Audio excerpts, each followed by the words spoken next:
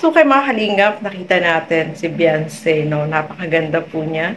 Bagay na bagay sa kanya yung kanyang suot. At ito yung matagal na nating inaantay na mailabas, no, yung video na ito na sumali siya sa, nag-muse po siya dun sa lugar nila. So, nakita naman natin, napakaganda ni Beyonce at ang galing niya, no?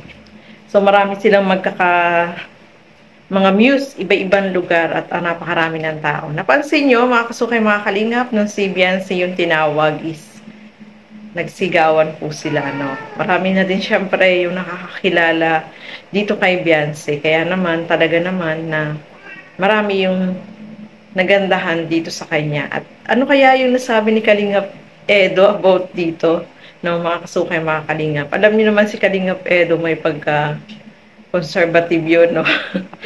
Naalala ko nga yun sa Palawan, sabi niya, bakit ganyan ang suot mo ang iksi, o, diba?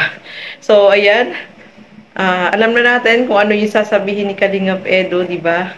Na, bakit ganon yung suot mo? Siyempre, muse, diba? Kapag ganyan ang mga sumasalit sa mga contest, sa mga contest ba yan, or mga paliga, yan, mga muse. Kasi parang contest din yata, ayan, no?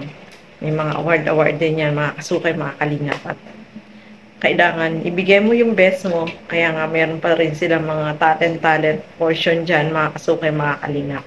Kaya okay si Beyonce, no? Nagawa naman niya yung best niya at marami naman yung sumigaw sa kanya, natuwa sa kanya, no, mga kasukay, mga kalingap.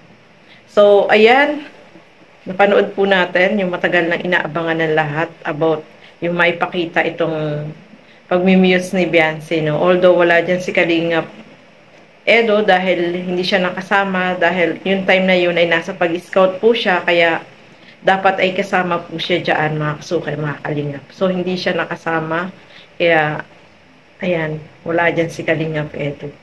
So, ayan, maraming salamat po sa inyong panonood at lagi natin suportahan Bal Santos Matubang, Kalingap Rob at Edna Vlogs at support din po natin Kalingap JJ.